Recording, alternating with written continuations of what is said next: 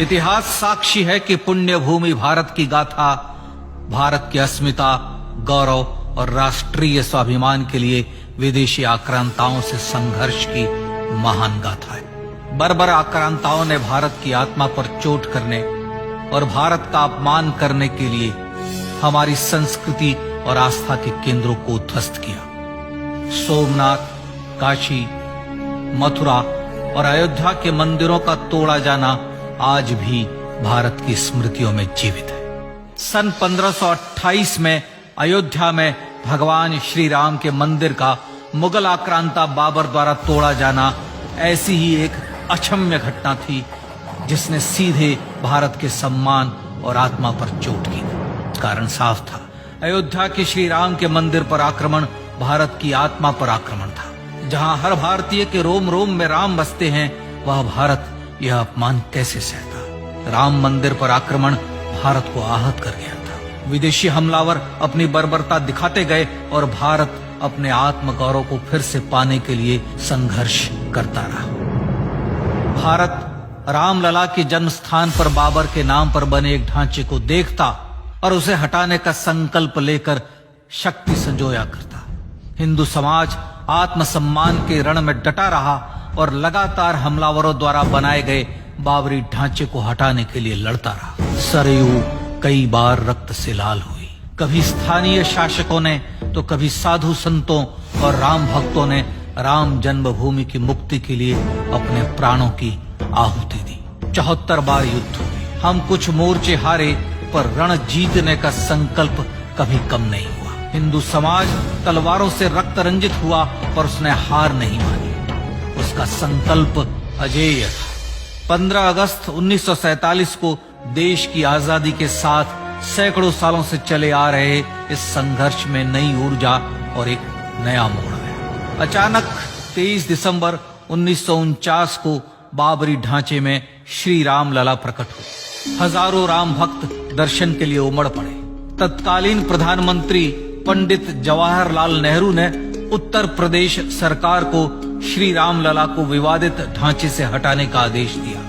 उत्तर प्रदेश सरकार ने अयोध्या के कलेक्टर को यह काम दिया और यह निर्देश भी कि जरूरत पड़ने पर वे बल का प्रयोग भी करें। अयोध्या के कलेक्टर ने सरकार को उत्तर दिया कि यह नरसंहार के बिना संभव नहीं है, और फिर भी वह ऐसा चाहती है तो किसी दूसरे कलेक्टर से यह काम करवा ले। परिणाम स्वरूप रामलला की मूर्ति वहीं विराजमान रही। विवादित ढांचे को बंद कर दिया गया। केवल पुजारी को सेवा अर्चना के लिए भीतर जाने की अनुमति थी। फिर भी राम भक्त विवादित ढांचे के बाहर से प्रभु श्री राम की आराधना करते रहे। भारत के हिंदू समाज के लिए चुनौतियां और बढ़ गई। मामला अदालत में गया। विपक्षी दलों द्वारा अदालत में भगवान श्री राम के अस्तित्व पर सवाल उठाए गए। उनके अयोध्या में ही जन्म लेने का प्रमाण मांगा गया। भारत का जनमानस अब आहत हो उठा था। आजाद भारत में भी हिंदू समाज को अपनी आस्था और श्रद्धा के लिए संघर्ष करना पड़ रहा था। चुनौतियों के इस समय में सन 1984 में विज्ञान भवन दिल्ली में विश्व हिंदू परिषद ने धर्म संसद का आयोजन किया।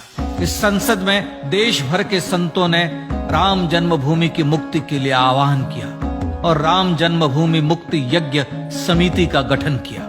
धर्म संसद ने राम जन्मभूमि की मुक्ति और वहां भगवान श्री राम के भव्य मंदिर बनाने के भारत के जनमानस के संकल्प को फिर से दोहराया। विश्व हिंदू परिषद के नेतृत्व में मंदिर निर्माण के लिए पूरे देश में अभूतपूर्व आंदोलन की शुरुआत हुई। श्री राम जन्मस्थली मुक्ति यज्ञ समिति के साथ देश भर में राम जानकी की रथ यात्राएं निकली। राम लीलाओं में राम कथा के माध्यम से भारत का आम जन फिर से जुटा।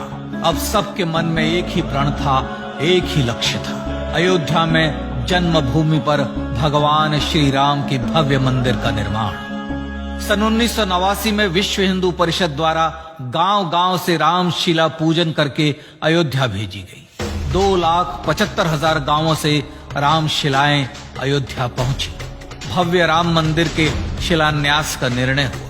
पूज्य संत महात्माओं और हिंदू समाज के अन्य प्रमुख नेताओं के निर्णय के अनुसार अनुसूचित जाति के प्रमुख नेता श्री कामेश्वर चौपाल ने 9 नवंबर 1989 को मंदिर निर्माण का पहला पत्थर रखा।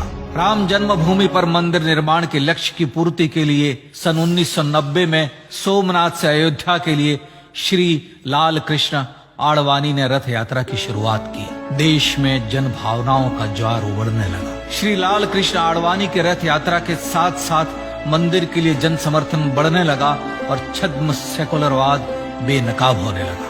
इस जन आंदोलन को रोकने की तमाम कोशिशें हुई पर सब व्यर्थ हुई। विश्व हिंदू परिषद ने देशवासियों से अयोध्या में जन्मभूमि पर मंदिर निर्माण के लिए 30 अक्टूबर और 1 नवंबर 1990 को कार सेवा का आह्वान किया। परिणाम स्वरूप लाखों राम भक्त कार सेवा के लिए देश के कोने कोने से अयोध्या आए। इससे देश की एकात्मता का विराट दर्शन हुआ।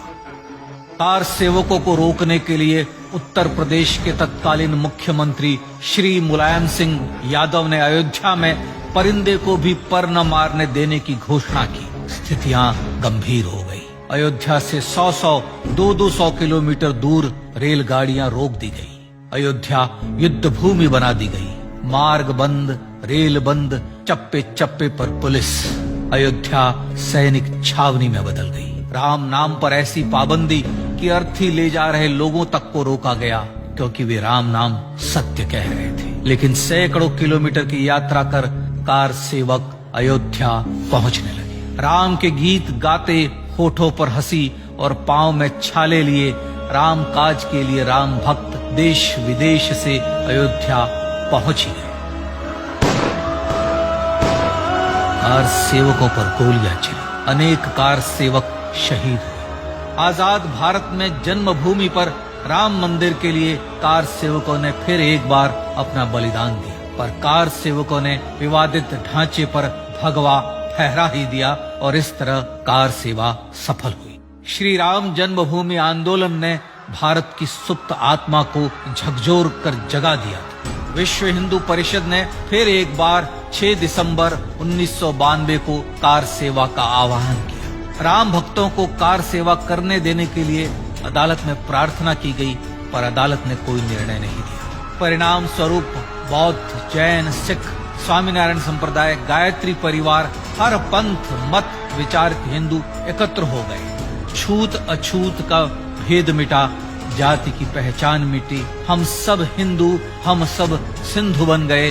राम सिंधु में ज्वार उठा और देखते ही देखते 6 दिसंबर 1992 को श्री राम जन्मभूमि से बाबरी ढांचा सदा के लिए हट गया।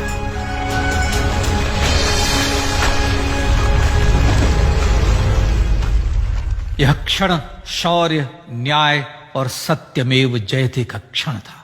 यतो धर्मस्ततो जय का क्षण था। पर संघर्ष की गाथा यहां जाकर भी नहीं रुकी।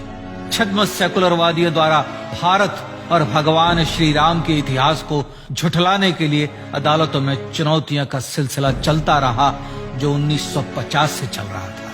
हिंदू सिखों के बीच से गुजरते हुए भगवान श्री राम का दर्शन करने के लिए विवश थे। यह स्थिति थी आजाद भारत में श्री राम और राम भक्तों की। पर सत्य को तो जीतना ही था। आखिरकार देश के सर्वोच्च न्यायालय के 5 जजों की खंडपीठ ने 9 नवंबर 2019 को ऐतिहासिक निर्णय दिया और यह कहा कि अयोध्या जन्मभूमि परिसर की पूरी 67 एकड़ भूमि रामलला की। और न्यायालय ने भारत सरकार को जन्मभूमि पर मंदिर बनाने के लिए एक ट्रस्ट बनाने का आदेश दिया।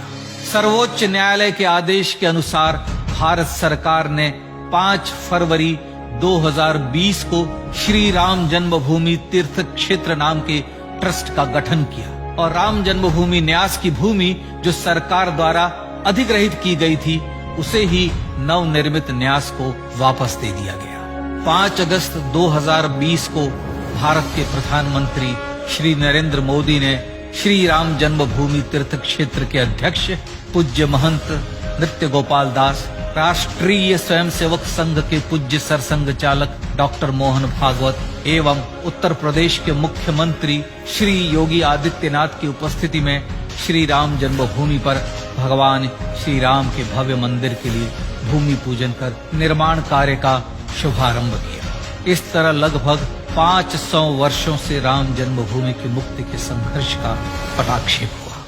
अपने आत्मसम्मान और राष्ट्रीय अस्मिता के लिए इतना लंबा संघर्ष विश्व के इतिहास में बेजोड़ है। श्री राम भारत की आत्मा, भारत की परिभाषा, हमारे राष्ट्रीय आदर्शों और जीवन मूल्यों के प्रतिनिधि मर्यादा पुरुषोत्तम हैं, जो हर हिंदू के होठों पर जन्म से मृत्यु तक रहे। बस यही हर हृदय में प्रार्थना होती है।